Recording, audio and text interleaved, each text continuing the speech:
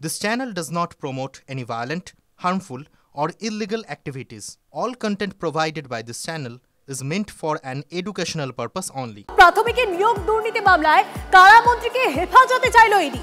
চন্দ্রনাথ সিনহাকে 7 দিনের জন্য হেফাজতে চাইল ইডি। নথি চাইলেও ইচ্ছে করে দেননি।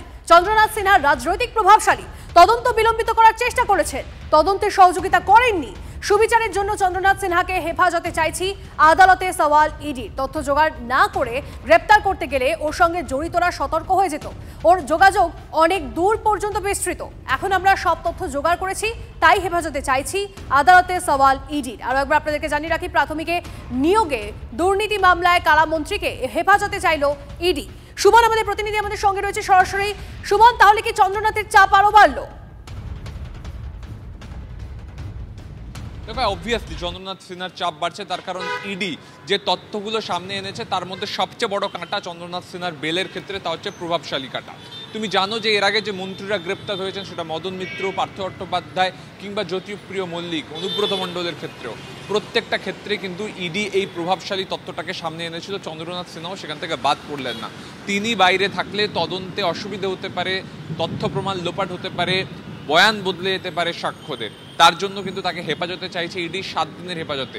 পাশাপাশি একটা কনস্ট্রাকশন হাউস, তাতে চন্দ্রনাথ সিনহার ইনভলভমেন্ট, সেটা কি কালো টাকা সাদা করার জন্য, সে বিষয়ে কিন্তু বিচারকের সামনে প্রশ্ন তুলে দিয়েছে ইডি। এবং বিচারক তিনি কিন্তু সরাসরি চন্দ্রনাথ সিনহাকেও প্রশ্নের মুখে ফেলছেন যে যদি তিনি এই কনস্ট্রাকশন করিয়ে থাকেন তাহলে তার কাছে দলিল নেই কেন।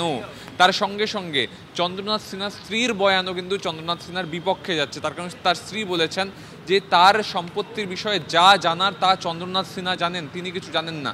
তাহলে চন্দ্রনাথ সিনহা সবটা জানতেন, কোথায় কার নামে কি সম্পত্তি আছে।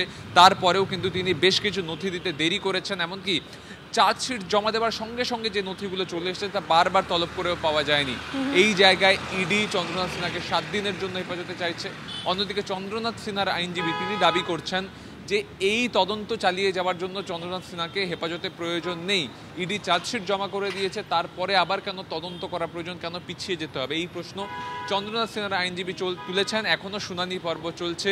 চন্দ্রনাথ সিনহার জামিন হবে নাকি জেল হবে, এটাই সবচেয়ে বড় বিষয়। একদম, জামিন না জেল, সেটা এখন সব থেকে বড় প্রশ্ন। অবশ্যই সুমন, আমাদের সঙ্গে থাকো।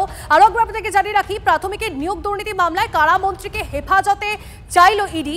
চন্দ্রনাথ সিনহাকে 7 দিনের জন্য হেফাজতে চাইল ইডি। নথি চাইলেও ইচ্ছে করেই দেননি। চন্দ্রনাথ সিনহা রাজনৈতিক প্রভাবশালী, তদন্ত বিলম্বিত করার চেষ্টা করেছেন, তদন্তে সহযোগিতা করেননি। আর এই মুহূর্তে আরো একটা আপডেট আসছে, আপনাদেরকে জানিয়ে রাখি, তদন্তের জন্য হেফাজতে নেওয়ার প্রয়োজন নেই।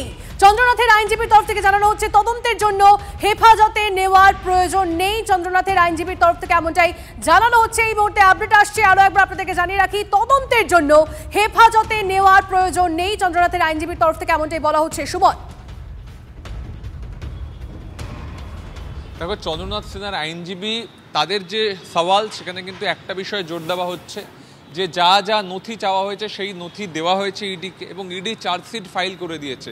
সেক্ষেত্রে আবার পিছিয়ে গিয়ে তদন্ত করা কি প্রয়োজন? আর যদি তদন্ত করা প্রয়োজন হয়েই থাকে তাহলে সেক্ষেত্রে চন্দ্রনাথ সিনহাকে এই নথিগুলোর মুখোমুখি বসানোর প্রয়োজন নেই।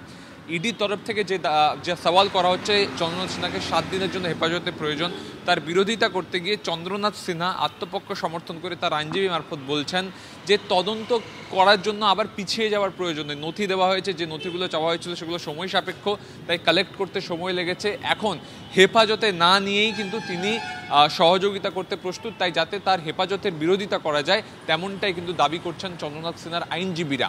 তবে ইডি যে নতুন তথ্যগুলো আজকে অ্যাড অন করেছে তা হচ্ছে চন্দ্রনাথ সিনহার নামে বেনামে জমি, তার সঙ্গে তার স্ত্রীর বয়ানও তার বিপক্ষে গেছে। এই জায়গায় চন্দ্রনাথ সিনহার আইনজীবীদের এই সওয়াল ধোপে টিকবে কিনা বিচারকের সামনে, সেটা কিছুক্ষণের মধ্যে জানা যাবে। বেশ, সুমন, আমাদের সঙ্গে থাকো। আর একবার আপনাদেরকে জানিয়ে রাখি, 2024-এ চন্দ্রনাথের বাড়ি থেকে 41 লক্ষ টাকা উদ্ধার। বিস্তারিত তথ্য জোগাড় না করে ধরলে সঙ্গীরা সতর্ক হয়ে যেত। এখন আমরা সমস্ত তথ্য জোগাড় করেছি, তাই হেফাজতে চাইছি, এটা ইডির তরফ থেকে বলা হয়েছে। চার্জশিট জমা দেওয়ার পর আবার পিছনে ফিরে পুরনো তদন্ত কেন? প্রশ্ন চন্দ্রনাথের আইনজীবীর তরফে। ইডি বেশ কিছু তথ্য চেয়েছিল যা কম সময়ে দেওয়া যায় না। পাল্টা সওয়াল চন্দ্রনাথ সিনহার আইনজীবীর।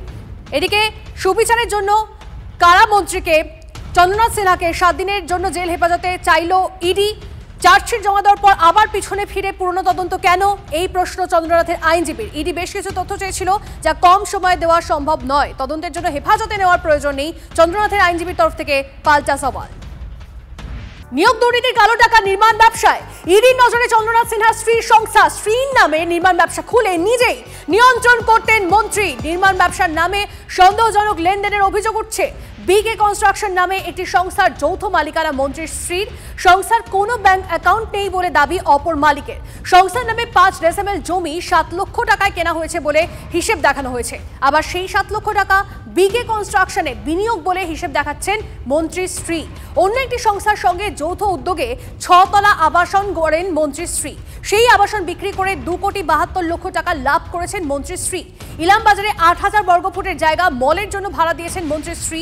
ইডির দাবি চন্দ্রনাথের স্ত্রীর নামে নির্মাণ ব্যবসাগুলো দেখানো হলেও তা আদতে নিজেই সামলাতেন মন্ত্রী। নিশ্চিতভাবে তদন্তকারী সংস্থা লিঙ্ক করতে পারবেন যে তার স্ত্রীর যে ব্যবসা তার সঙ্গে তার যে মূল অভিযোগ অর্থাৎ এই চাকরি বিক্রির অভিযোগ তার সম্পর্ক আছে।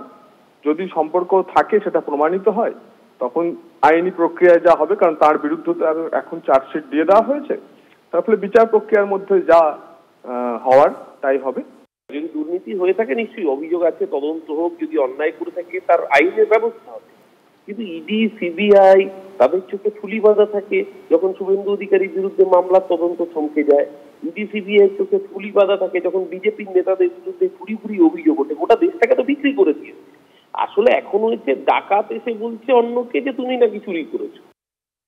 চন্দ্রনাথের জামিন মামলার শুনানিতে উঠল বিকে কনস্ট্রাকশনের প্রসঙ্গ। আপনার ক্লায়েন্ট বিকে কনস্ট্রাকশন সংস্থার সঙ্গে কিভাবে যুক্ত? চন্দ্রনাথের আইনজীবীকে প্রশ্ন বিচারকের। ওই সংস্থার নামে জমি কিনে যৌথভাবে আবাসন বানানো হয়েছে, তাহলে ওই জমির দলিল তো আপনার কাছে থাকা উচিত। এর জন্য তো বিএলআরওর কাছে যাওয়ার বা অনেক সময় নেওয়ার দরকার নেই।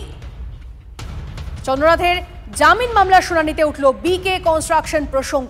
আপনার ক্লায়েন্ট বিকে কনস্ট্রাকশন সংস্থার সঙ্গে কিভাবে যুক্ত? চন্দ্রনাথের আইনজীবীকে প্রশ্ন বিচারকের। ওই সংস্থার নামে জমি কিনে যৌথভাবে আবাসন বানানো হয়েছে, তাহলে ওই জমির দলিল তো আপনাদের কাছে থাকা উচিত। এর জন্য তো বিএলআরওর কাছে যাওয়ার বা অনেক সময় নেওয়ার দরকার নেই।